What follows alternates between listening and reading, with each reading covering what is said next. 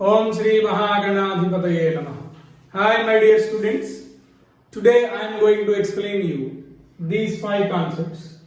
One is central angle and inscribed angle and the relation between them. Second one, angles in the same segment. Third concept, angle in a semicircle. Fourth one, what is a cyclic quadrilateral? And fifth one, sum of the opposite angles in a cyclic quadrilateral. These are the five concepts I am going to explain you now. So, first, consider a circle with center O. Draw a chord inside it. Draw a chord AB. Join the endpoints of the chord AB with the center. Now,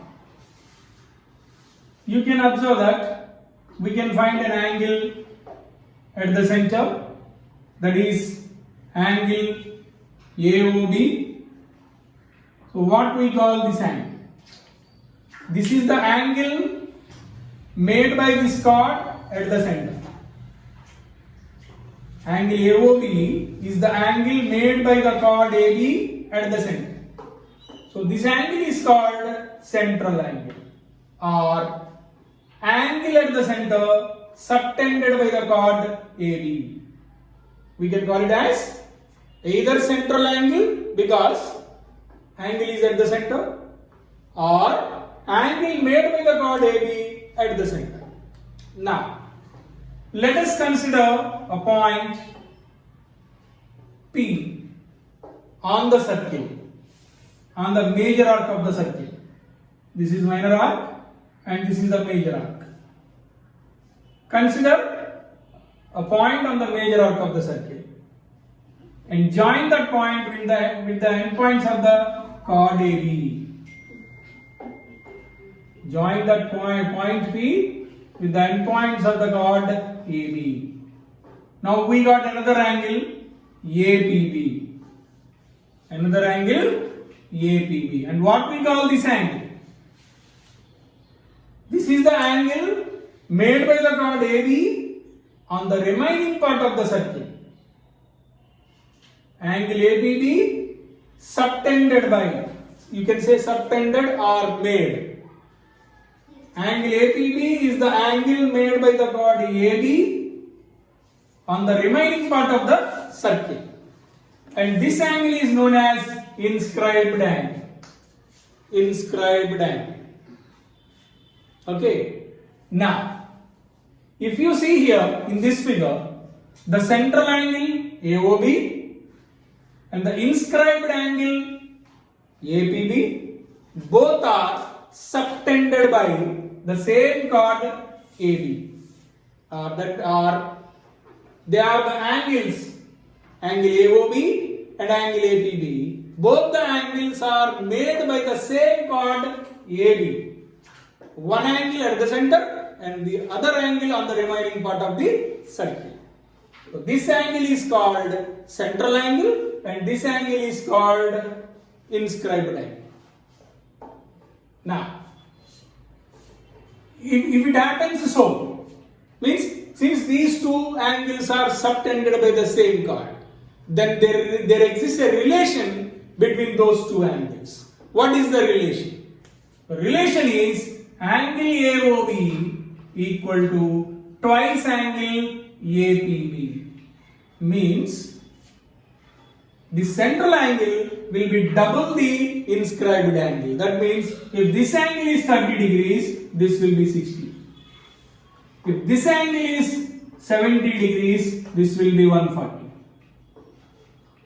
And vice versa. That means if this angle is 80 degrees, this will be 160. If this angle is 100 degrees, this will be 50 degrees. That means central angle is double the inscribed angle, or inscribed angle is half of the central angle. But this happens only when these two angles are subtended by the same chord. Now, let us consider another circle let us consider another circle with center O and a chord AB, and AOB is the central angle, and another chord AC, and there is a point P on the circle, and if I join the point with A and C, we got another inscribed angle over here, APC. AOB is the central angle, APC is the inscribed angle, but these two angles are not subtended by the same chord. They are subtended by different chords. AOB, central angle AOB, subtended by chord AB, and and inscribed angle APC, subtended by chord AC. Then this relation will not exist. Will not exist. If they subtend, the central angle is double the inscribed angle if they are subtended by the same chord, one at the center and one on the remaining part of the circle. One must be a central angle, the other one must be an inscribed angle, and they must be subtended by the same chord. This point is very, very important. Now, the second point, angles in the same segment are equal. See, we know, children, we know when we draw a chord,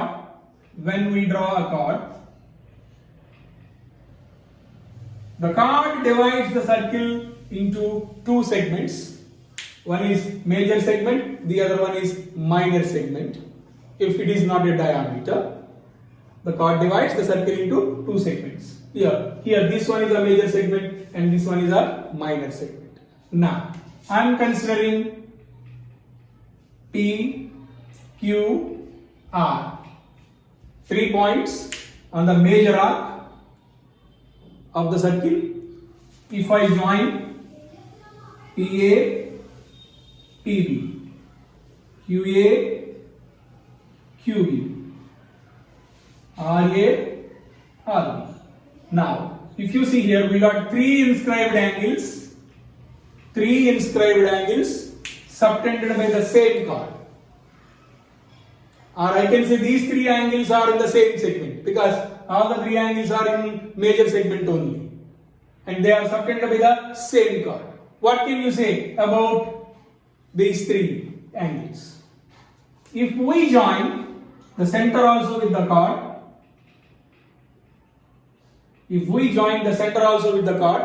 then we'll get central angle also.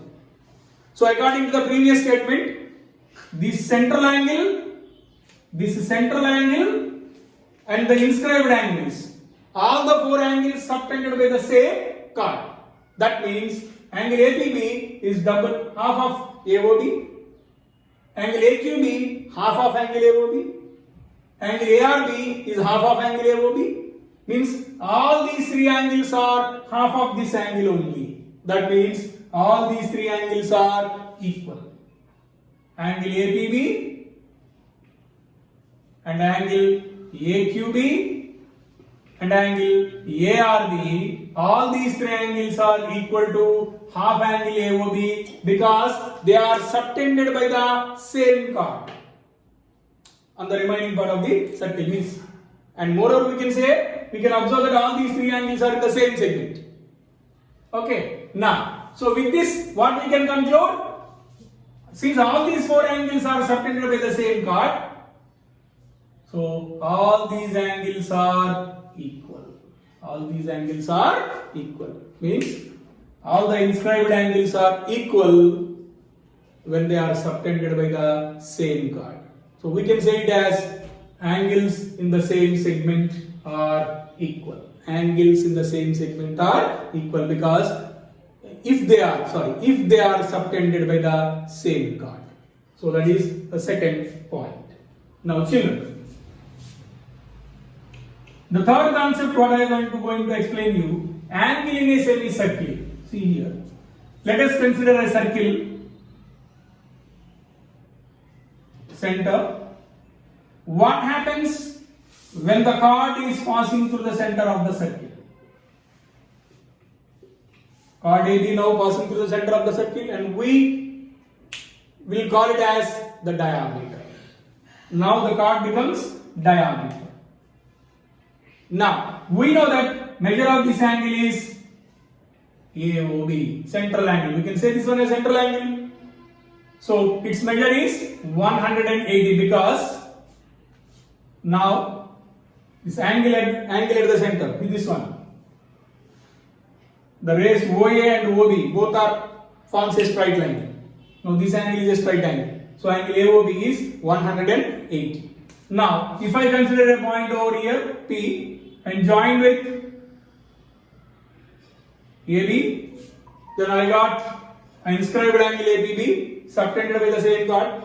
AOB is the central angle subtended by chord AB at the center, and APB is the inscribed angle subtended by the same chord AB at on the remaining part of the circle.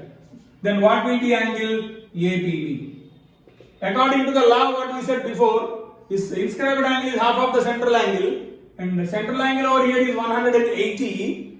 So inscribed angle is half of 180, that is 90 degrees. So this angle is 90 degrees. Not only this angle, if you take any point over here, any point on the semicircle here, we call this one as a semicircle, and join with the endpoints of the chord or diameter.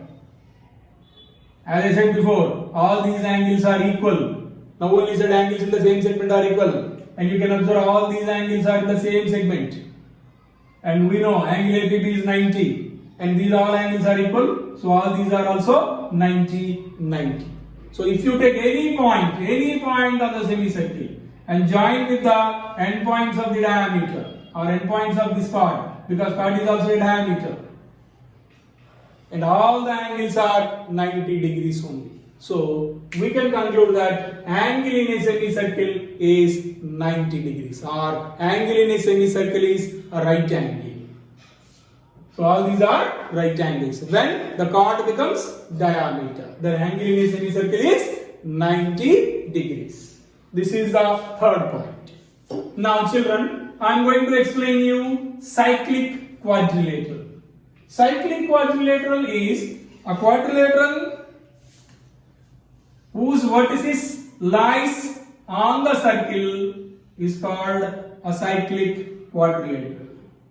See here, ABCD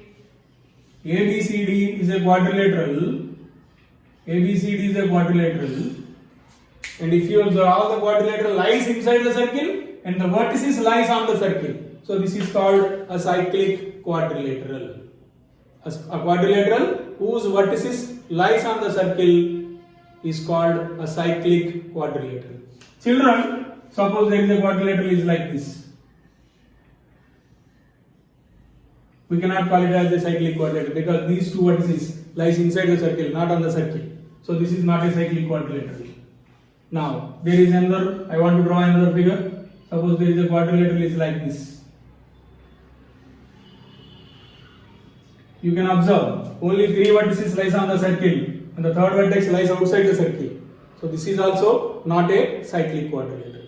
So this is the figure that what we call it as a cyclic quadrilateral. Okay, a quadrilateral whose all the four vertices lies on the circle is called a cyclic quadrilateral. That was the fourth concept.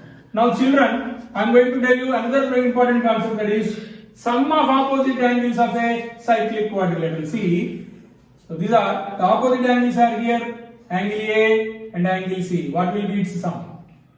Angle B and angle D. What will be its sum? See children, sum of opposite angles in a cyclic quadrilateral is 180. Take it granted. It is 180. So means a quadrilateral whose sum of opposite angles is 180, we can call it as a cyclic quadrilateral. A quadrilateral whose sum of opposite angles is 180. If we add opposite angles and we get 180, then we can say it as a cyclic quadrilateral. So these are the five concepts that I want to explain you. So my dear children, I think you understand this video very well. If you like it, please subscribe my channel. Dhanyavad.